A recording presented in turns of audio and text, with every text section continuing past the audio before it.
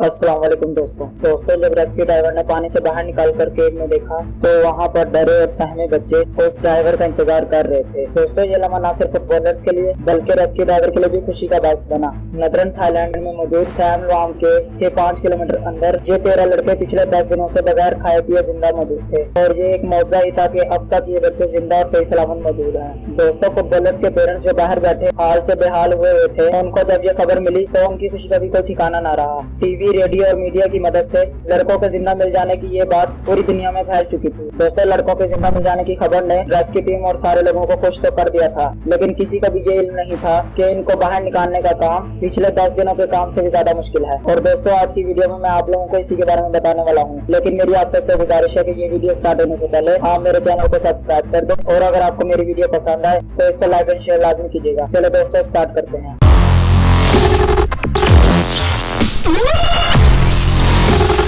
दोस्तों आप लोगों ने इस वीडियो के पार्ट 1 में ये तो देखा होगा कि किस तरह रेस्क्यू टीम पिछले 10 दिनों से इन लड़कों तक पहुंचने की कोशिशें कर रही थी, और अगर आप लोगों ने नहीं देखा तो पहले इस वीडियो के पार्ट 1 को देखें और फिर इस वीडियो के पार्ट 2 को देखें, और अब हम इसके आगे की स्टोरी को डिस्कस करने वाले हैं। चले फिर अपनी वीडियो को कंटिन्यू करते हैं। दोस्तों लड़कों को ढूंढ तो लिया गया था, लेकिन बाहर बैठे एक्सपर्ट्स का कहना ये था कि अब इन लड़कों को बाहर निकालना अब तक का सबसे आसान रेस्क्यू मिशन होने वाला है। लेकिन उनको जरा बराबर भी इल्म नहीं था कि ये रेस्क्यू मिशन आसान नहीं, इंतहाई मुश्किल है। दोस्तों इस मिशन को कंटिन्यू करने के लिए सबसे पहले तो इन 13 लड़कों के लिए केव के अंदर खाना भिजवाया गया और फिर थाई आर्मी के एक डॉक्टर को केव के अंदर भेजा गया, जिन्होंने केव के अंदर जाकर लड़कों का मेडिकल चेकअप किया और साथ ही साथ उनकी चोटों पर मरहम पट्टी भी की। दोस्तों ये चोटें असल में 13 लड़कों को इस तरह लगी थी कि जब केव में पानी भर रहा था तो ये मंजर इतना खौफजदा था कि ये 13 के 13 लड़के किसी ऊंचाई वाली जगह पर पनाह लेने के लिए पहुंचे और इसी अफरा तफरी के दौरान इनको कई चोटें भी लगी। दोस्तों वैसे तो लड़के अपने साथ खाना पीना लेके चले थे, लेकिन उनका खाना पीना उसी अफरा तफरी के दौरान गिर गया था और पिछले 10 दिनों तक इन लड़कों की जान बचाने में जिसका हाथ था वह इनके खुद के कोच थे।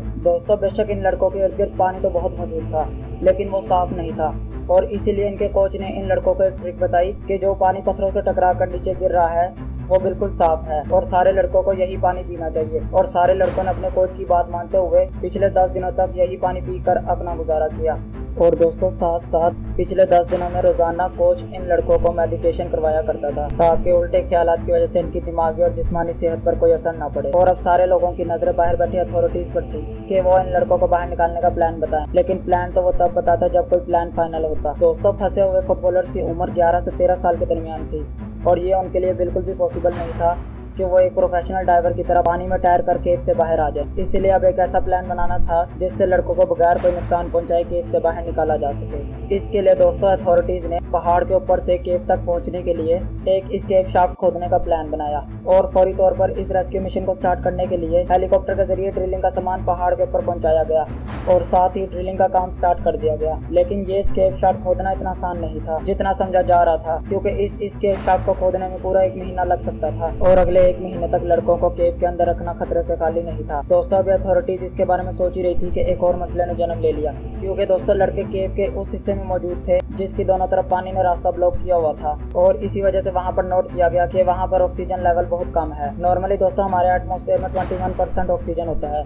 और जबकि गार में ऑक्सीजन लेवल 15% तक गिर चुका था। और दोस्तों डॉक्टर्स का कहना यह था कि 15% ऑक्सीजन बहुत कम होता है और इससे इंसानी जिस्म भी बहुत ज्यादा मुतासिर होता है। और साथ साथ डॉक्टर्स का ये भी कहना था कि अगर ये लेवल 2% भी और नीचे गया तो एक एक करके सब लड़के जान की बाजी हारते जाएंगे। वैसे तो दोस्तों ये मसला नजर नहीं आ रहा था, लेकिन ये किसी भी वक्त बहुत भयानक रूप ले सकता था और इसीलिए केव के उस हिस्से में जहाँ लड़के मौजूद हैं वहाँ पर ऑक्सीजन लेवल बढ़ाना बहुत जरूरी था और इसके लिए दर्जनों ऑक्सीजन सिलेंडर केव के अंदर लाए गए, जो एक बहुत ही मुश्किल काम था। और इस काम को अंजाम देने के लिए थाई नेवी के नौजवान ऑक्सीजन सिलेंडर केव तक लेकर आते और फिर उनको अपने साथ बांध कर पानी के अंदर तैरते हुए केव के उस हिस्से में पहुंचते जहां पर लड़के मौजूद थे। दोस्तों ये तरीका काम तो कर रहा था, लेकिन किसी को नहीं पता था कि ये तरीका जानलेवा साबित होगा। दोस्तों रेस्क्यू ऑपरेशन के 14वें दिन समान गुनान जो थाई नेवी का रेस्क्यू ड्राइवर था, वो रात के 1 बजे जब ऑक्सीजन सिलेंडर देकर वापस जा रहा था तब पानी के अंदर तैरते हुए उसने अपने आप को ढीला छोड़ दिया। साथ तैरते हुए सामान के साथी ने जब ये देखा तो वो सामान को अपने साथ घसीटता हुआ चैम्बर 3 तक लेके गया, जहाँ पर ये नोटिस किया गया कि सामान सांस नहीं ले रहा। दोस्तों फौरी तौर पर सामान को हॉस्पिटल की तरफ एम्बुलेंस में रवाना भी किया गया, लेकिन तब तक बहुत देर हो चुकी थी और फिर 13 लड़कों को बचाते बचाते सामान ने अपनी जान की बाजी का नजराना सबके सामने पेश किया।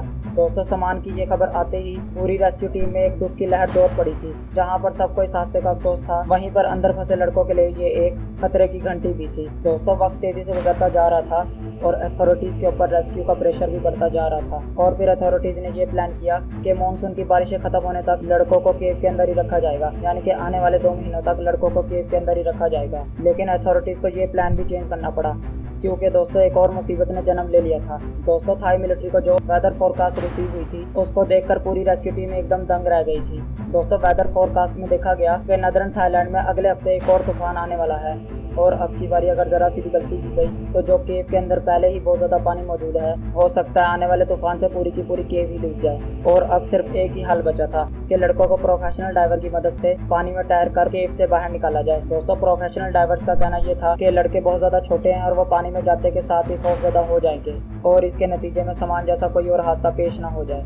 लेकिन फिर रेस्क्यू के लिए एक ऐसा हल निकाला गया जिस पे पूरी रेस्क्यू टीम एग्री हो गई। दोस्तों ये तरीका था तो बहुत ज्यादा रिस्की, लेकिन अब टाइम बहुत कम बचा था और इसको करना भी बहुत ज्यादा जरूरी था और इसीलिए 10 जुलाई 2018 ये रेस्क्यू मिशन का 18वां दिन था। सुबह सवेरे डॉक्टर रिचर्ड हैरिस, जो कि एक केव डाइवर भी थे, वो लड़कों के पास पहुंचे और सबको एक एक करके एनेस्थीसिया देना शुरू कर दिया। दोस्तों ये एनेस्थीसिया वैसे तो सर्जरी के दौरान पेशेंट को दिया जाता है जिससे पेशेंट को नींद आ जाए, लेकिन इस केस में एनेस्थीसिया सिर्फ इतनी मिकदार में देना था कि जिससे लड़कों को नींद ना आए पर उनका दिमाग किसी भी खतरे या फिर खौफ पर रिएक्ट ना करे। एनेस्थीसिया देने के बाद लड़कों को फुल फेस मास्क पहनाया गया। दोस्तों इसी कंडीशन में रेस्क्यू डाइवर पहले लड़के को लेकर पानी में निकला। दोस्तों पानी का ये सफर इतना आसान नहीं था, क्योंकि ये 1 घंटे तक मुसलसल जारी रहना था और इसमें ड्राइवर को लड़के के साथ कुछ ऐसी तंग जगहों से भी गुजरना था जो सिर्फ 2 फीट चौड़ी थी।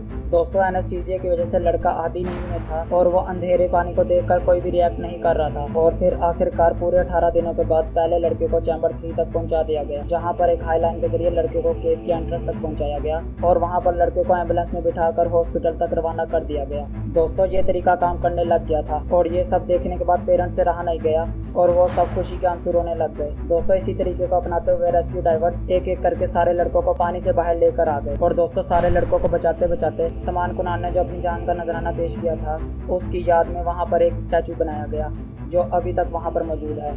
तो दोस्तों ये थी आज की वीडियो। पसंद आए तो इसको लाइक एंड शेयर लाजमी कीजिएगा। चले मिलते हैं अगली शानदार वीडियो में, तब तक के लिए अल्लाह हाफिज़।